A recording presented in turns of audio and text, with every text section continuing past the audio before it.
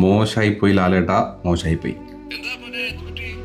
ലാലേട്ടാ, ഈ കഴിവുള്ളവരെ അവഗണിക്കുമ്പോണ്ടാവുന്നൊരു വിഷമമുണ്ടല്ലോ ലാലേട്ടാ, അത് വല്ലാത്തൊരു വിഷമം. നിങ്ങളാ മുഖത്തൊക്കെ നോക്ക്, എത്ര സങ്കടത്തിലാണ് ഇരിക്കുന്നത്. എത്ര ടാലന്റഡ് ആണ് ഈ ഷിബു എന്നറിയോ. ഇവളെ പോലെ പരദൂഷണം പറയാൻ അറിയുന്ന, തമ്മിത്തല്ല്, വഴക്ക്, കുളിക്കില്ല, ഒരു പണി കൊടുക്കില്ല, അപ്പുറത്തുള്ള കാര്യങ്ങൾ 5 ഇരട്ടിയായിട്ട് ഇപ്പുറത്ത് പറയാനുള്ള കഴിവ്, ഇത്ര ടാലന്റുള്ള ഒരാളെ ലാലേട്ട ഒഴിവാക്കിയത്.